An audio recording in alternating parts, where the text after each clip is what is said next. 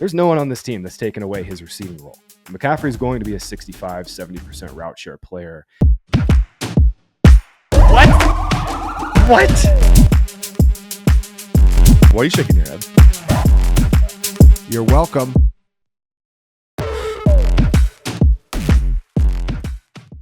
Breaking down all 32 NFL backfields. I'm joined today by Graham Barfield, Theo Greminger, Fantasy Football Daily.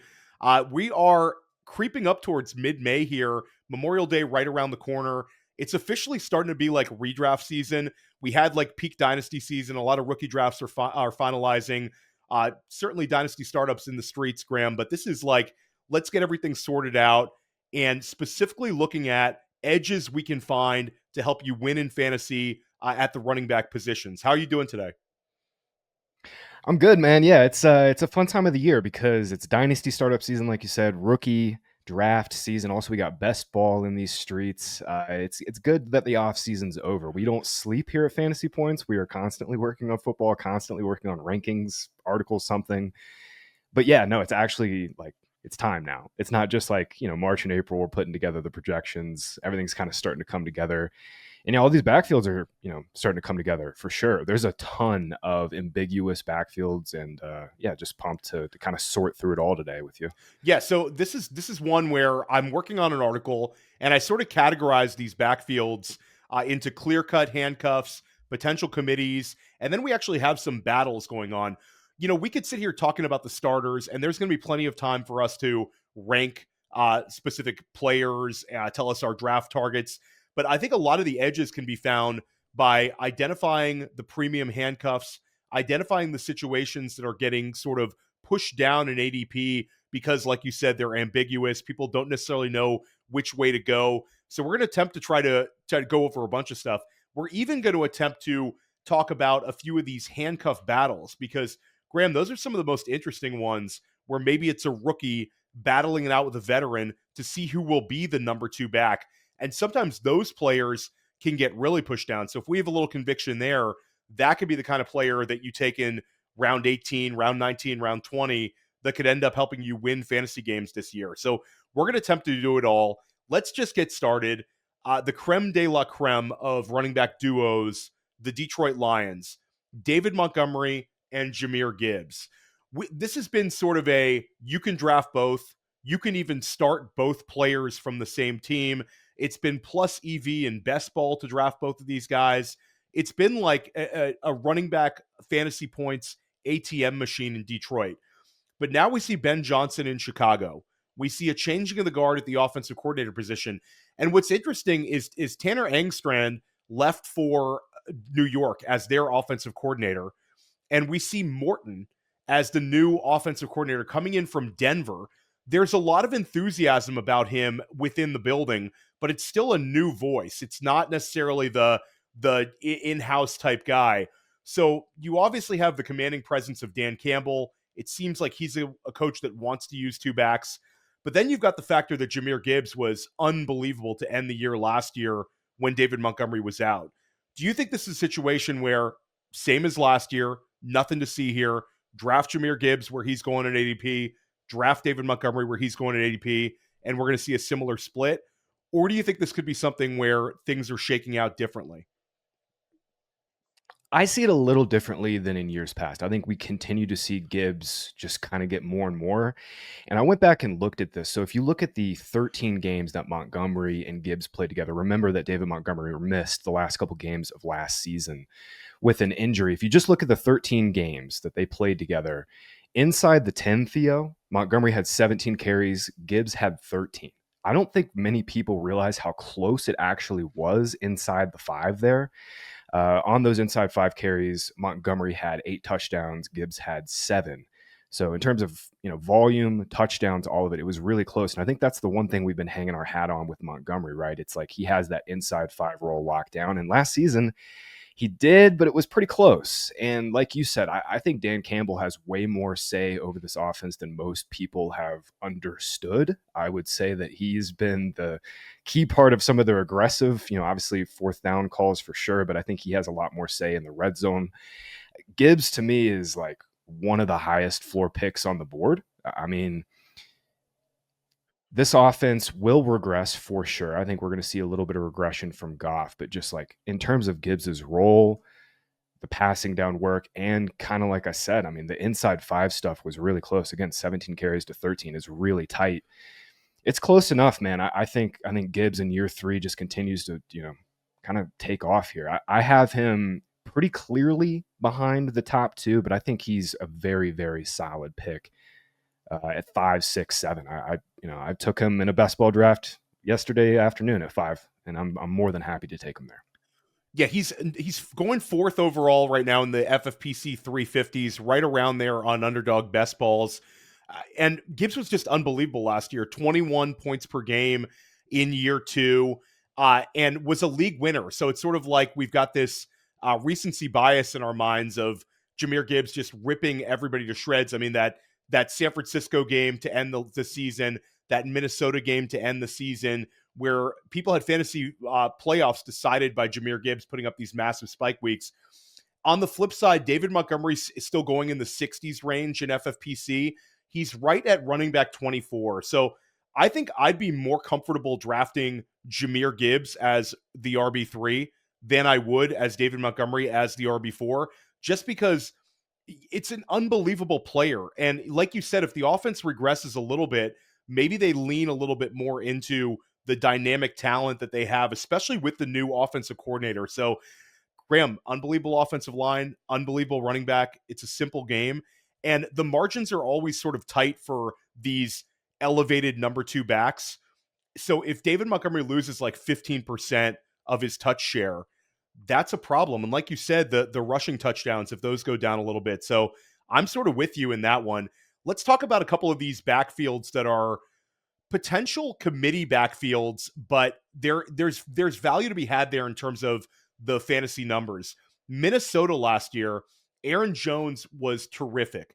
He was a big hit at ADP, especially in points per game, especially towards the beginning of the season, got you off to a really fast start. I remember when on School of Scott and I sort of talking about the usage Aaron Jones had, really, really high level usage. He set a career high in touches last year, which is sort of counterintuitive for a back of his age, but Minnesota really threw the volume at him. The LaFleur offense never really showed him. And then this year, Minnesota goes and trades for Jordan Mason. Mason last year, also terrific to start the season, gave you a number of RB1 weeks in San Francisco when Christian McCaffrey was out. Is this going to be an annoying committee? Or is this going to be like they're both kind of in the flex conversation? Where are you at with Aaron Jones versus Jordan Mason? So I've been absolutely stunned to see Jordan Mason's ADP in the like early 100s. I don't think he's a threat to Aaron Jones. All Aaron Jones does is finish top 10 in yak and missed tackles forced per carry every single year. He was super efficient last year, although not maybe to the same degree that he was previously in his career. Obviously didn't have as many explosive runs.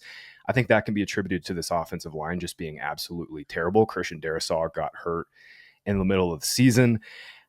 I don't see Jordan Mason as a threat to Aaron Jones. I see him as like a very, very competent backup, one that they didn't have last season. Obviously, they did not love Ty Chandler. They needed a number 2 who can kind of just be in, inside zone, kind of get some dirty work carries, but I still very clearly see Aaron Jones as the lead back here. Once again, I'm going to be hammering Jones in like this. I mean, he's going 7th round on underdog, Theo. I mean, it's a good value pick to me, and I'm very bullish on J.J. McCarthy's ceiling this season. I think he kind of raises the ceiling of this offense, obviously maybe lowers the floor a little bit, but I mean, between Jones's efficiency last season, between this offense and how much I like J.J. McCarthy, getting Darrisaw back, hopefully by week 3 or week 4, coming off the knee injury. I mean, Jordan Mason was solid last year, don't get me wrong, but like he is not an Aaron Jones level talent. Good zone runner, like I said, good inside runner, but I still think Jones is the clear lead. How do you see this situation? Because I do think this is like, there's a wide range of opinions on this Vikings. So I agree with you. I think this is sort of an ageist argument where we're looking for Aaron Jones to sort of regress, but he had a number of those years in Minnesota where they really weren't leaning on him as like this massive touch guy. And last year showed no signs of slowdown. And we saw Minnesota really lean into him last year and re-sign him this offseason. What's interesting is they gave up such a low pick for Jordan Mason as well, but Mason has this immense enthusiasm for him in sort of the market. I think this is sort of an edge that you've uncovered, Graham, because like you said, Aaron Jones is running back 26 because Jordan Mason is running back 37. I think I'm leaning into Aaron Jones and Jordan Mason. I think he's a strong handcuff. The guy's a very, very strong runner. I But agree. Jones had Yeah. 51 receptions last year in this offense, which is something where we were always sort of like banging the table for Aaron Jones to get more work as a receiver. What if those receptions go up with a young, signal caller and the checkdowns to Jones just become something that is like an easy button for McCarthy? I think Jones is the only reason to fade him is his age of 31, but that's sort of already baked in. Like you said, he's going off the board 6th, 7th round underdog. He's super cheap. So I'm with you on that one. That offense, I think we're going to bet on. I'm also with you. I think JJ McCarthy, certainly Chris Wecht has him high at our projections at Fantasy Points as well, relative to other sites. So we're all over JJ McCarthy at Fantasy Points. Let's talk about Tennessee, because this is sort of the narrative. Much like Aaron Jones, you had Tony Pollard on a new team, and at the beginning of last season, Tony Pollard was one of the only bankable assets in Tennessee, provided really high-end RB2 value to fantasy managers, and Pollard was solid. Like the first half of the year, Pollard was really, really strong. Then the end of the season, Tyjae Spears was very, very helpful to fantasy managers. This is an offense that just got Cam Ward. Maybe we think they're going to take a step forward this year. Probably a little bit, like we're talking about, definitely a bottom 10 offense. Potential to maybe break through, be a bottom 15 offense. I think that's sort of wishful thinking. Are you in on Pollard, Spears, or do you think this could turn into a little bit more of a committee when both are healthy? So it can't get much worse, right? Like, can't get much worse than last year. I was going through the projections with Chris, and we're both like kind of in on Pollard. Like you said, he did start the year amazing. Spears then came on and really kind of ate into his passing down role. Like if you look at their last 10 games, Spears slightly ran more routes than Pollard, but in terms of the rushing role and the inside 20 and red zone role, like his Pollard didn't really change all that much. I mean, he was still around 60% of the carries, getting the bulk of the red zone stuff. I think the biggest thing for me is like they have completely overhauled this offensive line. I mean, they had the worst right tackle in football last year. They've got Lloyd Cushenberry from Denver. He was one of the best centers in the game last season. They've redone their entire right side. They got Kevin Zeitler, J.C. Latham. I really like this redone offensive line, and Pollard was pretty efficient. We've always seen him, kind of be, at least average to slightly above average in terms of all of his efficiency metrics. I think Spears is more of like the change of pace, receiving role back. It's clearly going to be a committee, but we're projecting Pollard as the clear lead here. It's not one of those situations like Aaron Jones, Theo, where like, Jones just looks like a clear value to me in the 7th round. I think Pollard obviously on a worse offense, but again, ambiguous backfield that to me is not super ambiguous. I think they want Pollard to be the clear lead early down runner and Spears is the change of pace receiving role player. Yeah, and I think if you're looking to protect the young quarterback, you probably go with Pollard in this situation. I think Spears has some value as like a direct handcuff, but if you're expecting a little bit more out of him, I think you're going to be disappointed. Spears going off the board around running back 46 level. Pollard appropriately priced at RB 27. So I think I'd be on Pollard and Aaron Jones ahead of a guy like David Montgomery. I know there's going to be some pushback with that one. One more backfield, the Washington Commanders. This is another one where Brian Robinson sort of gave you that Mendoza line production, good at times, sort of a high-end RB3. You're never excited to start him, but has had some utility over the past 2 seasons. Washington was kind of in the mix to draft an Omarion Hampton. They had Travion Henderson in. There was a little bit of smoke with them using that late first rounder on a running back. Instead, they go with the offensive line. And so it's more of the same. Brian Robinson and Austin Eckler. Is this one where do you think Robinson could take a step forward? Or is it more of they're both going to play, neither one's going to really produce for us at a high enough level to make a dent? I was pretty surprised that Washington didn't draft back either, because that's a great reference. Brian Robinson is definitely a 260 runner. The Mendoza line reference is perfect there. I like Brian Robinson a little bit coming out. He's clearly going to be in the split. I'm actually going to take this the other way with this backfield, Theo. I'm concerned about Brian Robinson's touchdown upside only because Jaden Daniels gets so much designed work inside the 5, inside the 10. And I mean, he's got Eckler to deal with in the passing down role.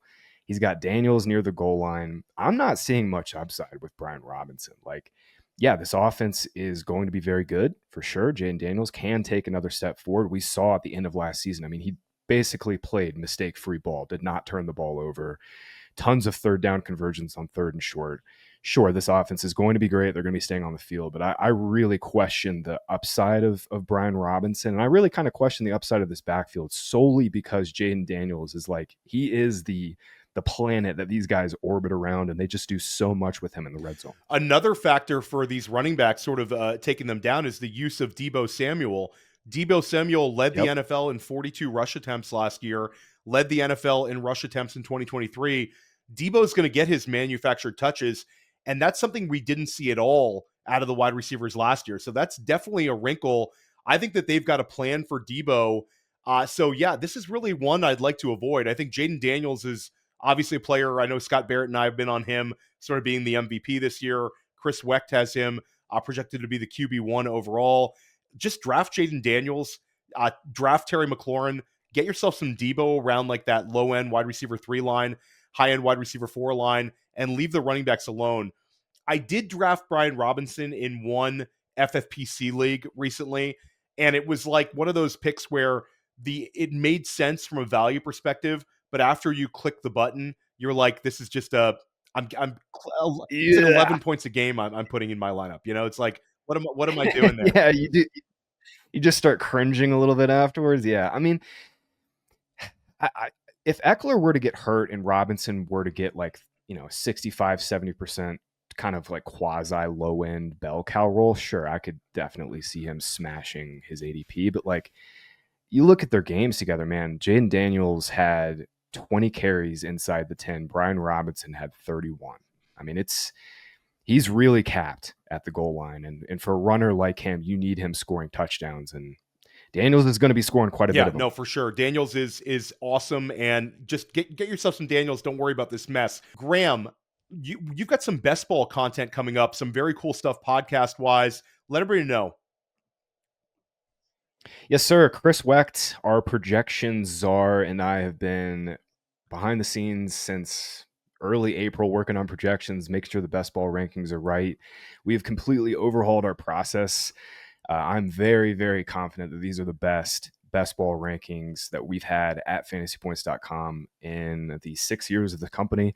We are adding new sites this season, which is really exciting. Underdog is obviously our main one, and we will be live every single Wednesday, myself and Ryan Heath, with some guests. Theo, you'll be on some best ball streams this summer as we rip some drafts. But yeah, make sure you are checking out our best ball content. The projection's already up. The rankings are already up. You can download the CSV right now. Just go to best ball rankings on the rankings tab on the site. Click the download button.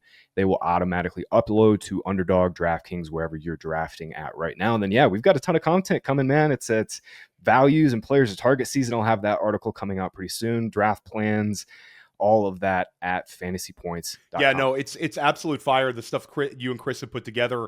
I'm having serious FOMO best ball wise because I'm playing FFPC, but I live on Long Island and Underdog's gone. So I was talking to you on Discord about this. Like, I'm taking a trip on Memorial Day to Massachusetts with my family. I'm going to mass enter so many slow Underdog drafts. I had a trip right around the NFL draft where I had the whole plan. I put money in the account, ready to mass enter them, but there was no slow draft options, only live ones, like right around Easter. So I've been like in this serious FOMO. Everybody I know is in the Underdog streets, and I'm like, okay, I'm in an FFPC one. But shout out to the FFPC. Those ones still a lot of fun. And yeah, really looking forward to doing some of those FFPC streams with you. Make sure you check that out right here on Fantasy Points YouTube and anywhere you get your podcasts. Let's keep this going. People love the ambiguous backfields because sometimes the ambiguous situations can turn into extreme fantasy upside for us in terms of ADP. You could find massive ADP winners because both of the values get depressed in the ADP market. There's some interesting ones here, and there's a lot of youth. And when we see the youth in these ambiguous situations, a lot of times those are the players that hit. Guys with a little bit of juice as runners, with some receiving ability, when they get that opportunity, they sometimes rip and run for us in terms of ADP winners. Let's look at the backfield that I think as the summer moves along, people are going to be like, whoa, these are actually the guys Dallas is going to go with. Javonte Williams, the rookie Jaden Blue, and then a few sleeper names in there. Do I even say the name Miles Sanders on a podcast? Are people going to turn it off? Phil Maffa from Clemson.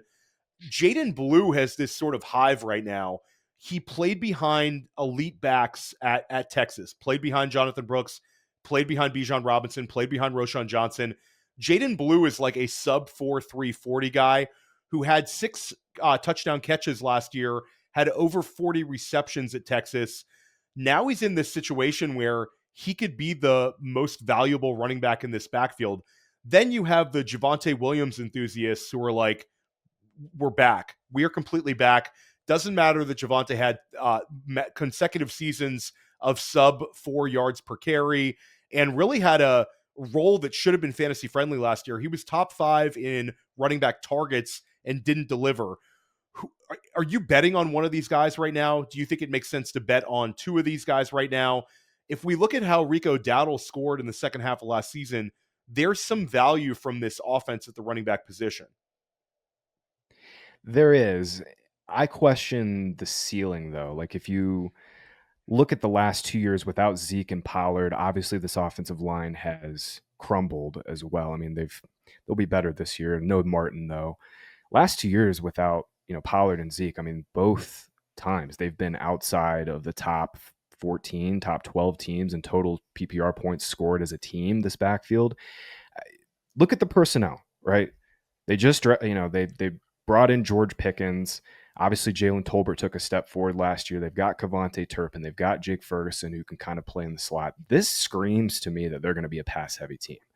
And when we get these types of situations, like, yeah, sure, okay, Dak is back healthy. Lamb's, fully healthy. They've got Pickens. Like, I'm buying Dallas. I'm buying Dak in this passing game. But does there need to be an answer with this running game? Like, I don't know. You look at the XFP, they were bottom 5 in XFP last season, even with Dak.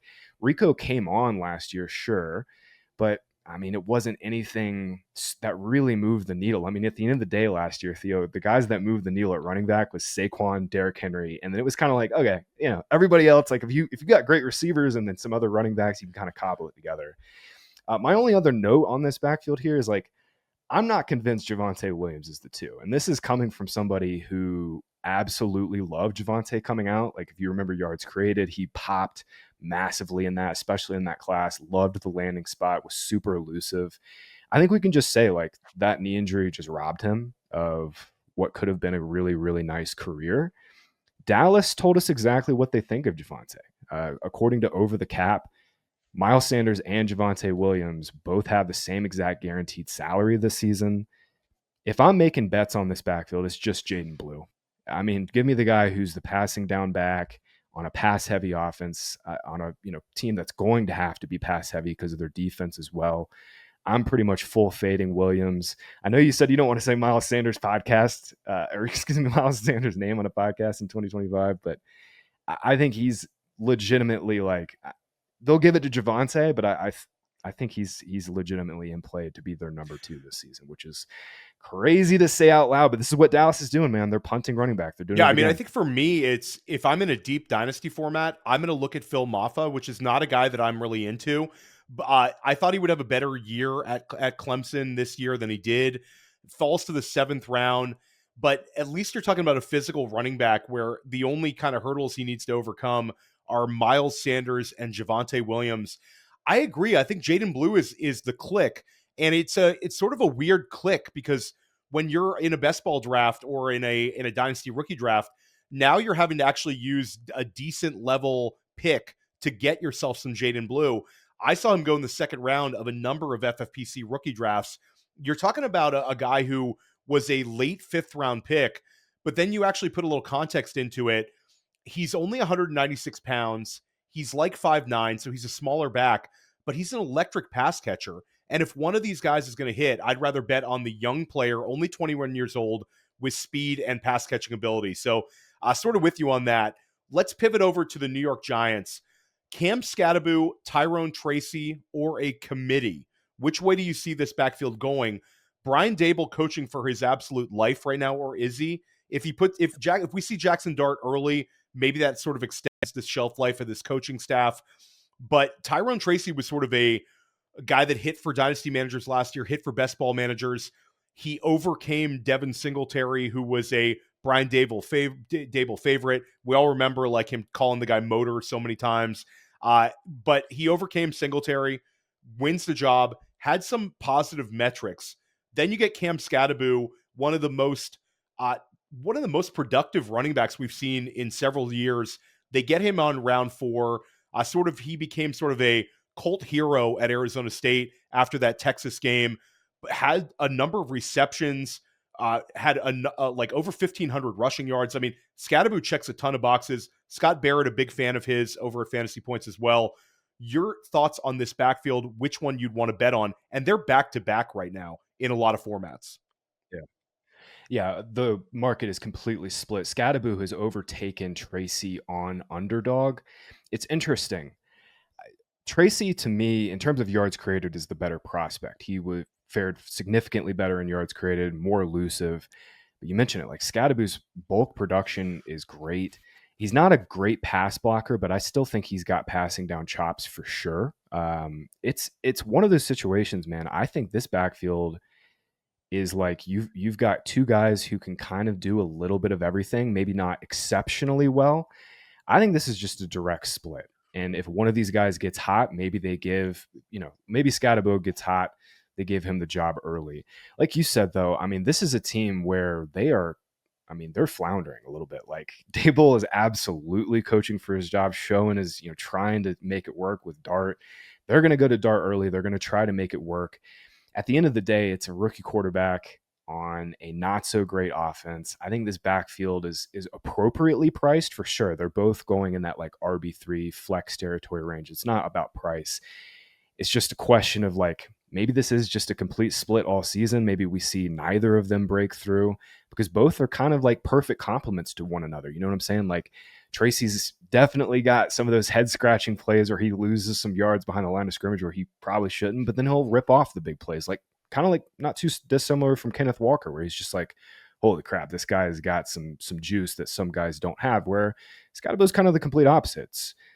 Pretty clear what he can do well. He's got amazing feet, great eyes, great vision, but he's a little physically limited.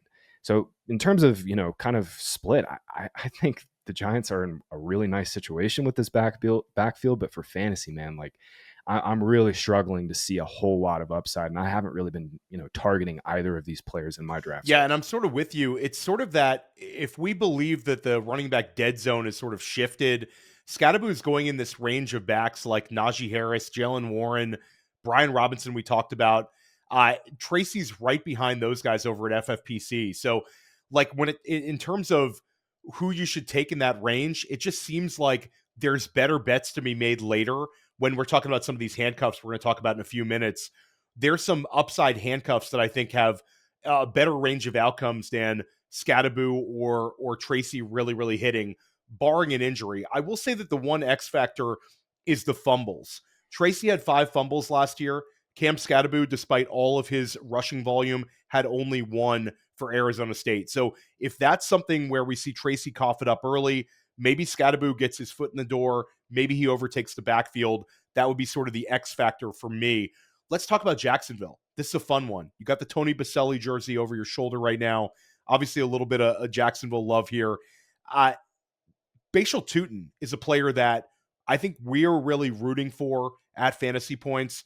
Been a guy that we really liked in the build-up. And the incumbent backs in Jacksonville, you're talking about Travis Etienne, had a serious regression last year, also dealt with some injuries. Tank Bigsby was a positive storyline, ran the ball well.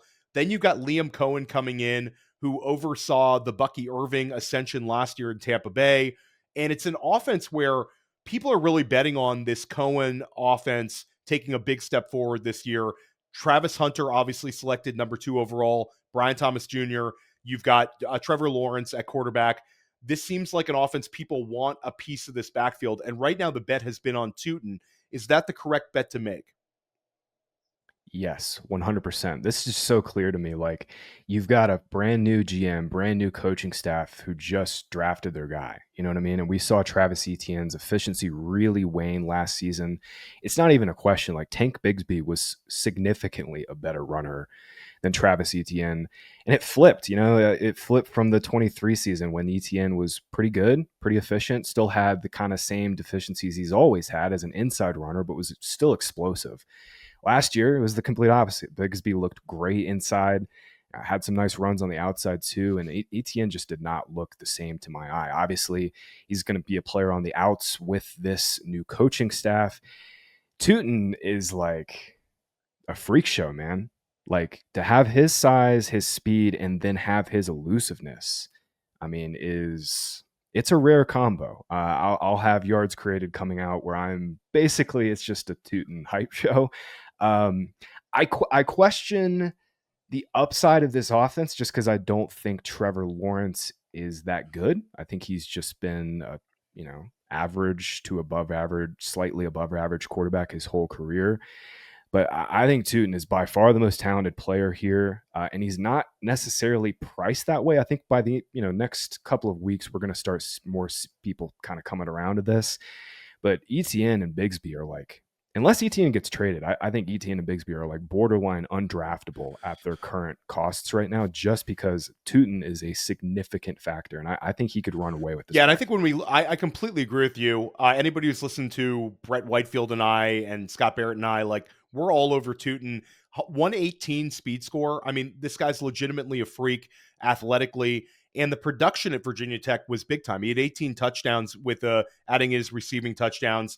And I just think this is an offense that's chasing big play ability. Everything you hear from James Gladstone, they really value that. And that's sort of how Bucky Irving quickly overtook Rachaad White. Rachaad White was pretty efficient in his obviously he was like running back 6 in 2023, and he was also a Todd Bowles favorite. But Bucky Irving gave him that big play ability where it wasn't even close on which runner could break a home run. Tootin's going to give you that right out the gate. So I think when we look back, Tootin should actually be valued more like some of these guys like Kaleb Johnson going as low-end RB2s. So you're able to get Bashal Tootin basically at a value, not only in your Dynasty rookie drafts in the second round, but also in best ball and redraft. And that ETN move, I think if a move presents itself, Jacksonville is pulling the trigger because they also drafted LaQuint Allen in round 7. That sort of seemed like they're setting themselves up to move one of these guys. Bigsby's interesting because, if Tootin were to break down, Bigsby showed us last year he can be an efficient runner, so add him in the handcuff territory, but completely agree with you on Tootin. Talk about the Kansas City Chiefs. Is this a foregone conclusion that Isaiah Pacheco is going to run away with it? Obviously, his production was diminished when he came back from injury last year. We didn't see that volume takeover that some had predicted in the playoffs. Like, when Pacheco comes back, this whole Kareem Hunt experiment is going to take a backseat because Pacheco is going to get his same role he had the first month of the season. In fact, it was a little bit more Kareem Hunt. Neither one of them was proficient in the playoffs. And the Super Bowl was an utter disaster for running back production for Kansas City. They add Brashard Smith. They add Elijah Mitchell. There's some interesting names in there. Do you think this is Pacheco, or is it I kind of want to avoid the backfield? I'm a little surprised that people. I mean, it's kind of come back. Pacheco's screaming up the boards on Underdog. The Chiefs didn't do anything, man. Like, they're telling you exactly how they feel about Pacheco. He broke his leg in week 2. Like, we saw Mark Andrews come back from a broken leg and not be the same guy. Pacheco came back late in the season, tried to play, was clearly not himself. Going back and watching his carries, I thought he looked very hesitant at the line of scrimmage. I thought Hunt, obviously the Chiefs are a zone-heavy team. Hunt just he still got the feet, obviously not explosive, but he had the vision and stuff. Like, Pacheco just was rusty, coming off the broken leg. The Chiefs are telling us exactly how they feel about Pacheco. Obviously, Kansas City is going to remain top 3, maybe even top 2 in terms of their pass rate. At the end of the day, you're just still buying Pacheco to score 12 touchdowns attached to this Chiefs offense. And to be honest, I don't really see a whole lot that has changed. Kareem Hunt is not really a big factor to me. He looked very, very slow, like I said, to close out last season. He just kind of gave them that veteran presence that they knew that they could get, 3 or 4 yards grind at carries with him. Pacheco just wasn't ready, fully healthy coming off the broken leg. They're giving him one more chance to be their guy. I'm back in on Pacheco for sure. And if you look back at 2023, when he had his near RB1 season, the ADP was also depressed then. It was a little bit higher than it is now, but he's running back 33. So if you agree with Graham, then Pacheco's an easy click every time you're drafting right now. I do think this is one where the market's going to kind of tell us where these guys are at a little bit later in the summer. I think there'll be some movement here. So it's either Pacheco sort of, we're going to get some coach speak, Pacheco's back. We're going to get some media saying Pacheco's getting all the run with the first team offense. But if there's some negativity there, I think it could remain like this. But I would lean towards there'll be a little bit more clarity as the summer moves along. So I do think running back 33 seems like his ADP floor if I was willing to bet on it. I will say Kareem Hunt was productive last year. Not necessarily that efficient, but he was productive. And he has this is a guy where I'd say it was a positive storyline, kind of comes off the street, steps in, gives us all these fantasy productive weeks. Always sort of an Andy Reid guy there with Kareem Hunt. I'll just throw that out there. Your quick thoughts on Hunt? I'll put it to you this way. A little quick look behind the scenes. Chris is projecting this backfield Hunt still has a role, for sure. I mean, he has a role inside the 5. He has a decent role on early downs. In terms of the carry split right now, we got Pacheco 57% and Hunt at 30%. And Pacheco is still projecting as a very solid RB2 value. So to me, there's still even if Pacheco's not even really close to a bell cow, there's enough value in Pacheco's current ADP with this offense at this depressed injury discount price with Hunt mixed in that I still like Pacheco. And just to kind of put a bow on this, you look at the contracts this offseason, they actually gave Elijah Mitchell more money than Kareem Hunt. So again, it's one of those things like Dallas we just talked about, man. I'm not super convinced that Kareem Hunt's the number 2. It might be Elijah Mitchell. I liked your take on draft day, by the way, too. Rashard Smith, late 7th round pick. You kind of comped him as maybe he's their Jerick McKinnon type, and I could see that for sure. This backfield is definitely way deeper than it was last season.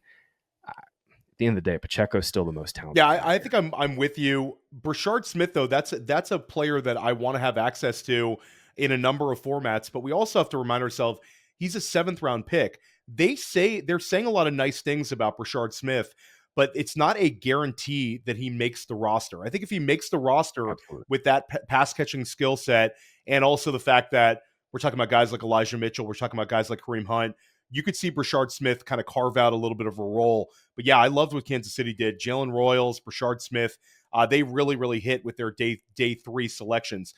So Graham, we have 3 backfields where we are assuming that the rookie, highly drafted player is going to take over the backfield and the veteran incumbent is sort of going to take a step back. At least that's what the ADP market is telling us. Certainly Omarion Hampton would be the one where I think we're all in on Omarion Hampton. I know I am. Scott is. I know you really liked him as well. Brett Whitefield.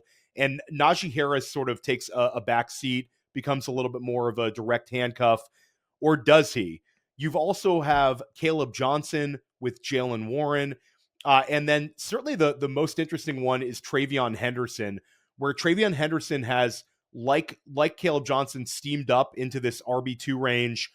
And we think he's going to be utilized as a pass catcher, but Ramondre Stevenson, sort of a veteran pain in the butt presence. Najee Harris was paid, given over $5 million guaranteed. And you have Ramondre Stevenson, who last year New England gave this big extension to, and he's also getting a lot of money this year. Which of these rookies should we be betting on? And is there anyone that you're sort of fading because of the veteran presence? Omarion Hampton is just an all-in type player. That's kind of where I'm at. When he got drafted by the Chargers, I was just like, he's the 102. Like, it's JNC, he's in his own tier, sure. But then Hampton to me is, I think, almost in his own tier at the 102, behind that offensive line with Herbert, with Harbaugh, with their ecosystem. It might take 4 or 5 weeks. You might be a little frustrated to start the season where Najee's getting, maybe a few more carries than we expected. But I think it's one of those situations, Theo, where like week 6, week 7, it's going to be the Omarion Hampton show. I think Patriots backfield is one to talk about, though. I'm not as concerned about Ramondre, and I'm way more concerned about this offensive line. They have one good lineman, literally. That's it. They are still in full on, try to get this thing right with this line. And we saw it with Ramondre last year. I mean, he had nowhere to run, nowhere to hide. If Henderson is getting the passing down role over Stevenson, then sure, he has some outs. But between the potential split between this offensive line, I'm definitely a little down on Travion Henderson's landing spot for sure, at least for this season. I love that he's attached to Drake May, very bullish on May long term, but it's one of those situations, man, where like we got a long way to go with this Patriots run game, man. Like they added a significant talent in Henderson. This offensive line is still a major concern. And then you mix in the fact that Stevenson, he got paid, got a little bit of money for a veteran. He will not be going away. I don't think this is like a Najee Harris situation. Najee's just on a 1-year deal. He got a little bit of money in this running back market. Yeah, sure, but it's a 1-year deal. Chargers just told us exactly how they feel about him.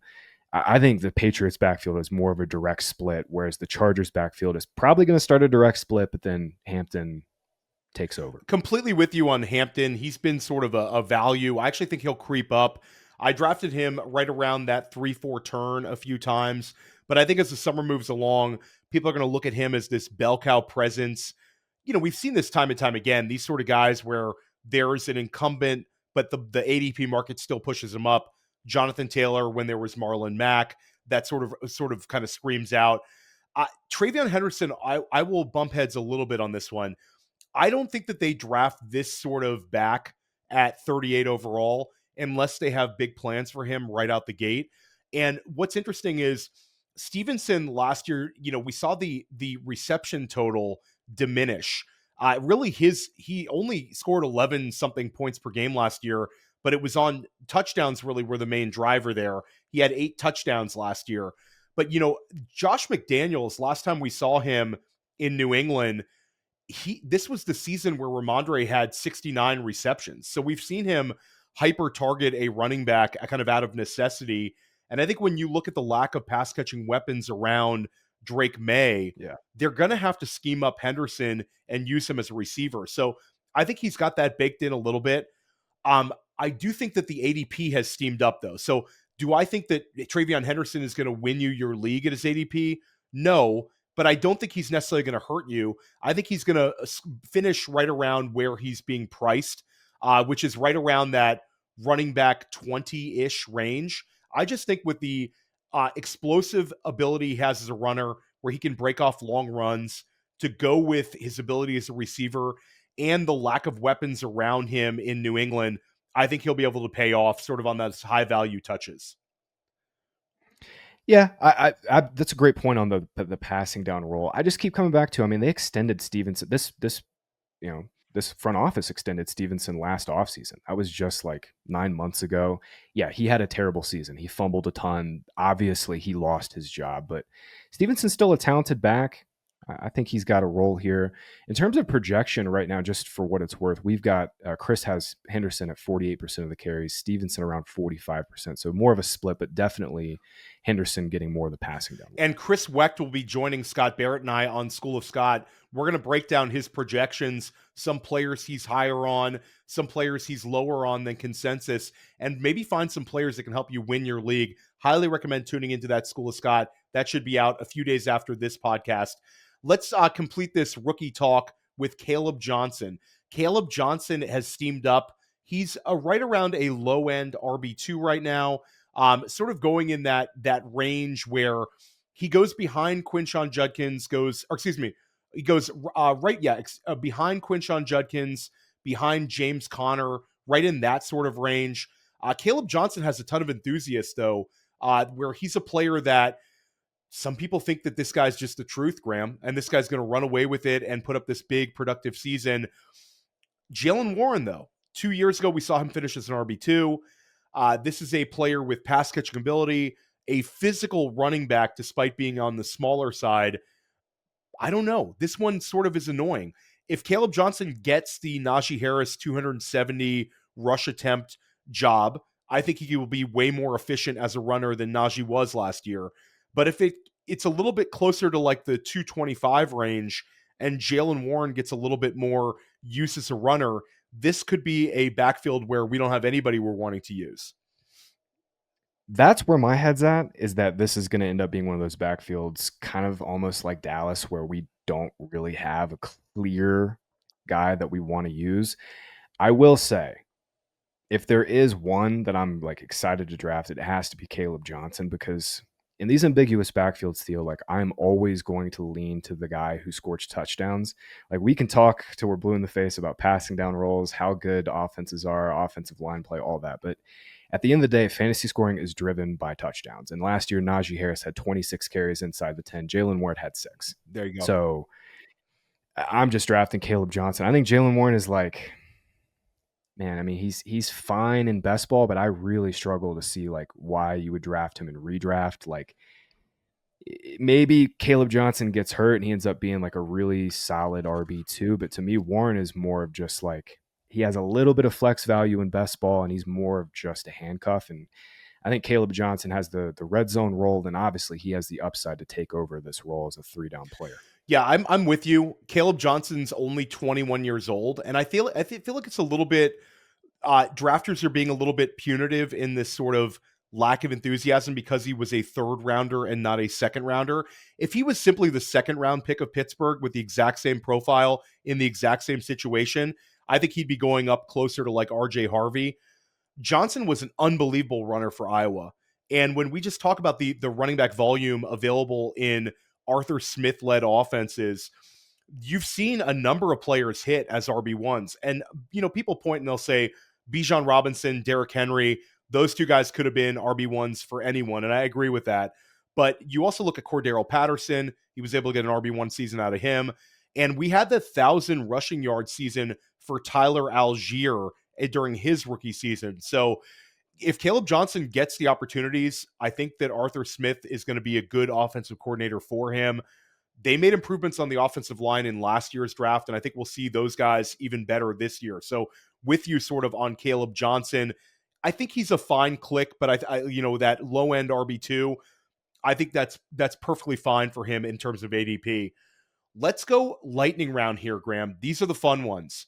We actually have handcuff battles. We're not talking about who the starter is. I think we've got a good idea of who the starter is, but who is going to win the number 2 role? Let's start out with Cleveland. Quinshon Judkins was the 2nd round pick. We're assuming he is the starter. The ADP price tag for Quinshon has pushed him up into the mid RB2 range. Dylan Sampson, the 4th round pick, or Jerome Ford. If you were betting on one Cleveland Browns back to win the handcuff job, who would it be?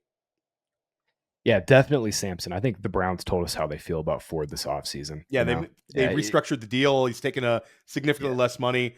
Yeah, Sampson has some juice, led the SEC in rushing touchdowns. Yeah.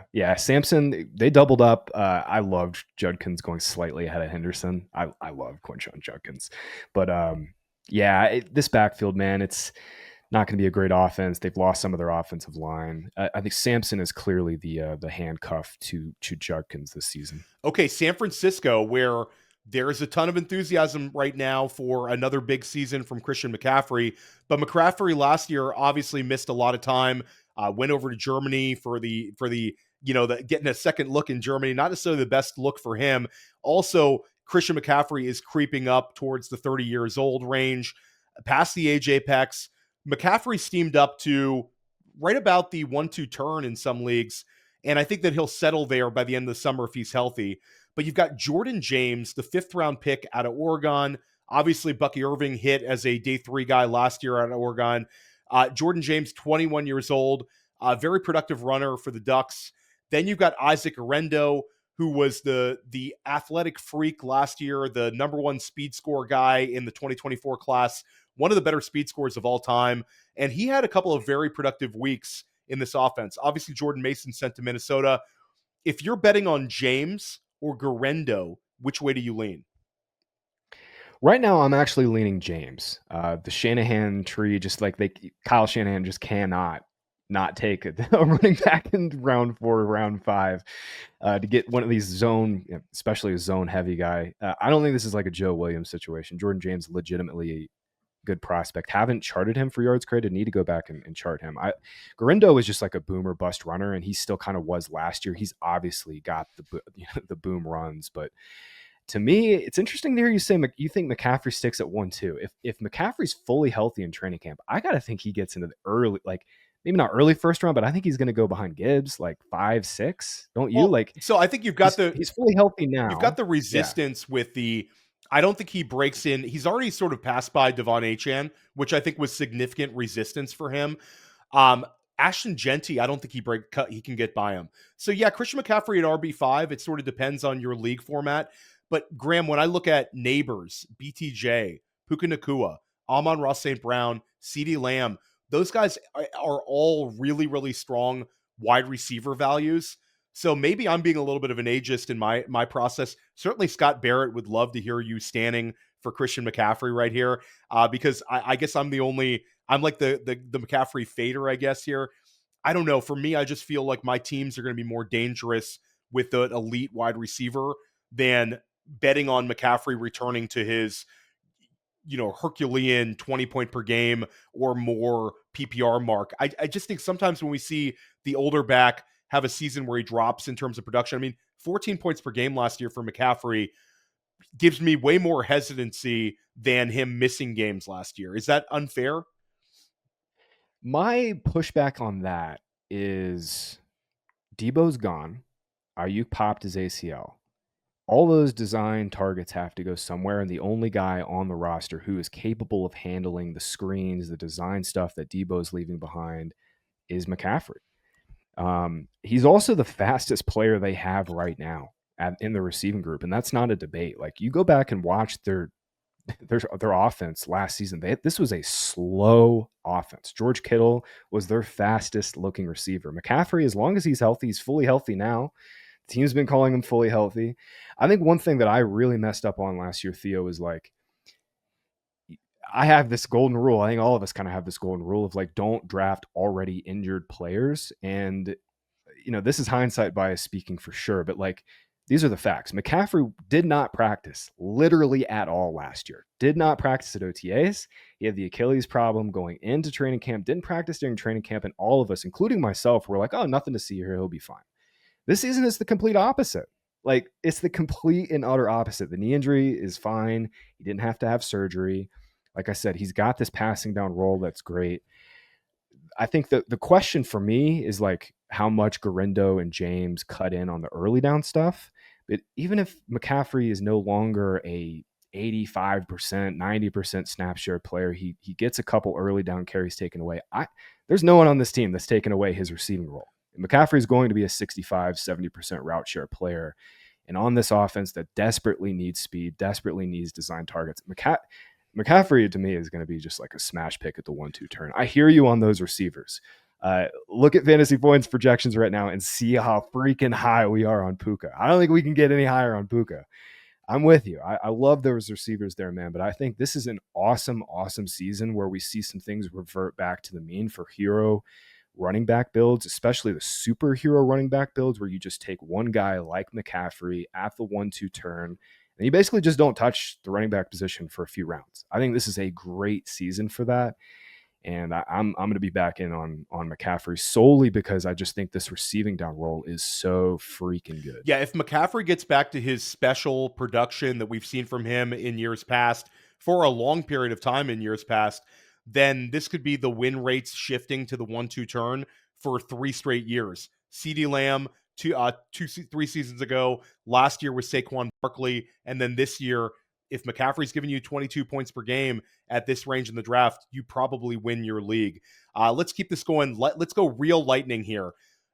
LA Rams, Blake Corum or Jarquez Hunter? I'm leaning Hunter just because I think he's a better prospect. Corum did not pop in yards created last year. They just drafted another guy. Like, Corum didn't get on the field hardly last season. Like, couldn't even make a dent into Kyron when he was healthy. It's definitely some huge red flags for Corum. I'm with you. Jarquez Hunter for me. I love the profile, and they traded up in the 4th round to get him. Cincinnati Bengals. You have Zach Moss quietly, is still in the waiting in the wings. Had some usage early last year ahead of Chase Brown. Obviously, Chase Brown is the starter. Chase Brown is in a great spot. But Zach Moss or Taj Brooks, a rookie who a lot of us really like. Chase Brown to the moon. Yes. That's where I'm at. I think it'll be Moss. I think they'll give the veteran the shot. Why would you redo his contract? They redid his contract. He had a 2-year deal. Not a ton of money left on it. They redid his contract, brought him back off the neck injury. Moss he is what he is. He's just a guy. But to me, I think they give the veteran the shot there out of the gates. Yeah, there's some connections with Taj Brooks to the coaching staff, and I think Brooks was super productive as a collegiate. There's the Bengals have talked about this, how they're, for years past, they were going after like the Chris Evans types, the super athletes, the sort of intangibles. Yeah. Now they're really looking at these highly productive collegiates. They hit with Chase Brown. I actually think Taj Brooks will beat him out. So we'll butt heads on that one. Houston Texans, Woody Marks or Damian Pierce? Yeah, it's got to be Marks. What Marks? They've got to be. They've been trying to replace Dame Pierce for a while. Yeah, now. It's Woody Marks for sure. Definitely betting on Woody Marks. Also, he's interesting because the pass catching ability had like over 250 college receptions. I think Woody Marks is actually a fun handcuff when you factor in Mixon's incredible usage and his age. Here's a fun one for you. You got Braylon Allen and you got Isaiah Davis. They can talk all they want. Aaron Glenn can say we want to have a committee where all three touch the ball, but it's going to be Breece Hall with one of these two guys working in is the most likely scenario. Isaiah Davis or Braylon Allen? I'm still saying Isaiah Davis over Braylon Allen. I know the markets are not on this at all. I thought Isaiah Davis was better last season. I thought he was better in his last season of college when I charted him for yards created. Davis beat out Braylon Allen by yards created. Last season, Davis was really good to close out the year, too. He was really good in the pass game as well. You look at the explosive runs, Davis was better. Honestly, I think this is one of the bigger edges in best ball right now. Davis is more elusive. I think Davis is the better player, and he's free in best ball. Braylon Allen's going to the 160s. Isaiah Davis is kind of going almost undrafted. Yeah, right and now. Davis is sort of more of a like-for-like guy with Breece Hall because of the pass-catching ability. Yep. So schematically, it makes more sense to have him be the backup. And then Braylon Allen, you work him in as like a power back in certain situations. I agree. I think Isaiah Davis is a value also for dynasty managers looking to handcuff your Breece Hall shares. Braylon Allen's name brand is still way, way pricier than a guy like Davis, who is in some of these FFPC dynasty rookie drafts. You can get Isaiah Davis in like the 7th round with like the veterans available. Let's keep this one going. Broncos, Audric Estime or Jaleel McLaughlin, with our guy, RJ Harvey, handling as much as he can as the RB1.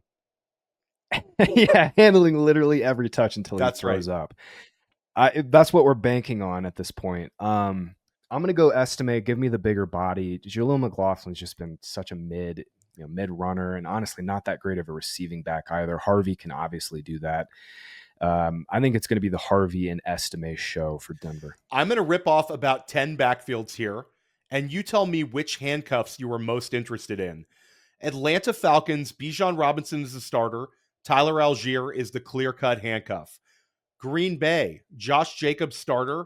Marshawn Lloyd looking like he is the handcuff. Arizona, James Conner, Trey Benson as the handcuff, and they've mentioned him as sort of a little bit of a handcuff plus. Seattle with Kenneth Walker, Zach Charbonnet as a handcuff who's been highly productive in games that Kenneth Walker has missed. I'll leave it with those ones. Any interest in any of those handcuffs for your builds? So Benson to me is like the best, just like pure bet on kind of talent plus the role handcuff where we like clearly know he's the 2. I think he's going to continue to go a little higher as the summer goes on because it's just so clear he's the 2. Algier is just like the same thing as every year. He's a great handcuff to Bijan. I like the idea, especially in best ball, on teams where you do not take Bijan in the first round, target Tyler Algier late. You kind of get that little bit of like, pendulum swing. If Bijan gets hurt, you have Algier on your roster. So to me, Benson and Algier are the clear cut two. Packers, I loved Marshawn Lloyd coming out, but he had a ton of injuries, and obviously he got, he had an appendectomy at the end of all those injuries. It was painful for Lloyd. Dude, it was literally maybe the most, actually not, it was definitely the most injury-riddled rookie season in terms of unluck I've seen all time. I don't know. Is he the clear two though? For me, when I'm looking at the roster, I mean, like there's other guys. There's Wilson. There's like those sort of names are Brooks and Wilson hanging around. But Lloyd, they used a 3rd-round pick on. LaFleur liked him last year. I think if he's healthy, if he's healthy, he's the handcuff. But like you said, the guy just can't stay healthy. And that's really the problem with him. Obviously, I really liked him athletically coming out, had that amazing Senior Bowl. But yeah, everything sort of fell apart. I'll give you a couple more backfields. Tell me if you're interested in any of these players. DeAndre Swift, the presumed starter right now in Chicago. Roschon Johnson behind him. Johnson had 6 rushing touchdowns last year. Baltimore, Derrick Henry, the starter. Justice Hill had a lot of work in the passing game last year. Rasheen Ali hanging around. He's going to be healthy this year. And obviously Keaton Mitchell if he's healthy. Miami with Devon Achane as the starter. Jalen Wright as the handcuff. Philadelphia with Saquon Barkley as the starter. Will Shipley as the handcuff. Vegas with Ashton Genty as the starter. And Raheem Mostert as the handcuff. And then Indianapolis with Jonathan Taylor and DJ Giddens as the handcuff. Do any of those handcuffs interest you? Yeah, I will be drafting a lot of Giddens. If he didn't go to the Colts, I think we would be talking about him like along the same lines as some of these other rookie running backs. Very clearly going to be the number 2. They've needed a number 2 since they lost Zach Moss. Obviously, they've had no depth behind Taylor for a number of seasons, and we've seen Giddens be able to handle volume. I want real quick before we get out of here, this Ravens backfield is interesting because I don't think there's a clear handcuff. Obviously, Justice Hill is just a passing down guy. Keaton Mitchell's coming off the ACL. Rasheen Ali ripped up his biceps during training camp last year and just like was never really fully healthy. They didn't add anybody. I think Rasheen Ali is like super, super deep dynasty ad, like along the lines of like just a, complete like zero fab player that you just, throw into the end of your bench. But like he was okay last year. They didn't add anybody, he was okay in college, I should say. They didn't add anybody. Mitchell and Hill are kind of smaller backs. I think if there's like a sleeper to Henry kind of being the handcuff, I think it would be Ali's super interesting. Very, very productive at Marshall, was a Senior Bowl invite. And then last year, it was sort of the season was a wash, but Mitchell and Justice Hill are so unlike Derrick Henry. You couldn't even pick like more complete opposites. So Rasheen Ali, at least on paper, could handle more volume. A couple other running backs to mention: Ray Davis, the handcuff to James Cook. There's a chance there could be a holdout situation with the contract lingering. Maybe you buy yourself a couple of weeks of Ray Davis. Might not happen, but it could. Rachaad White behind Bucky Irving this year. White has obviously been a highly productive pass catching back, highly productive pass blocker. So he would have a role if Irving was out. Chuba Hubbard is backed up by Rico Dowdle this year. Dowdle obviously was productive to end last season. Any of those players interest you, Graham? Yeah, I think White and Dowdle are the clear handcuffs. I'm not entirely sure Ray Davis is like going, if let's say James Cook holds out or if he gets hurt, God forbid Cook gets hurt, but if that happens, I think we see a bit of Ty Johnson in the passing down role. I don't think we see Ray Davis just like in a clear cut. He's our new guy, kind of, running back. I loved Ray Davis coming out. He looked awesome in a small sample last season, super explosive. Like I could see him cutting into James Cook, but I think this is just always going to kind of be a backfield by committee because just that's what the OC prefers. Brady's kind of always preferred that. So I think Cook is a great pick right now, based on the fear of the holdout. I think he's going to start coming up in ADP, but once we kind of get some clarity on that. But I push back on Ray Davis, and I think it'll be Davis and Ty Johnson if anything were to happen. Yeah, Ty Johnson was sort of it was definitely a buzzkill for both James Cook and Ray Davis dynasty managers that they brought back Ty Johnson. They used him. They used Ty Johnson as a pass catcher. They like him in that role. I do think, like we saw when James Cook missed, though, that's when you had that massive Ray Davis week in the middle of last season. So I think Davis, like, maybe on a weekly basis getting touches, that is not really in the range of outcomes if Cook plays. But if Cook misses, the game plan changes. Davis steps into the Cook role, and Ty Johnson sort of always is just hanging around as a receiver out of the backfield. Two players to mention, J.K. Dobbins, Nick Chubb. I'll also throw out Rasheen Ali. I will throw out Jacory Croskey-Merritt as my sleeper back to hold on to, because like you said, with the lack of enthusiasm with this entire Washington backfield, Croskey-Merritt was super productive at New Mexico, Shrine Bowl MVP. Didn't play at Arizona, but transferred there. Remember the name if you have like a 5th round pick in your Dynasty rookie draft. Graham, this was a lot of fun. Let me know what you have coming out. Yes, sir. This was great, man. Great going through all these backfields. Ryan Heath and I will be live every Wednesday going through Underdog, drafting best ball teams. Make sure you're checking us out on YouTube. I've got Yards Created coming out very, very soon as we're ripping through rookie and dynasty drafts. And obviously just a ton of best ball content, man, on this YouTube page. We're going to be doing values, players, targets, stacks, all that fun stuff. It's mid-May, man. It's go time. This is it. Fantasy Points has you covered. We're going to help you crush your fantasy leagues this season. Make sure you're checking out all Graham's best ball content. And check out School of Scott this week. Chris Wecht is going to be joining us. Danny Kelly joins us on School of Scott early next week. I've got Scott Connor coming on Dynasty Life. I've got the guys from 32 Beat Writers coming on Dynasty Life. We're everywhere here at Fantasy Points. We'll see you soon.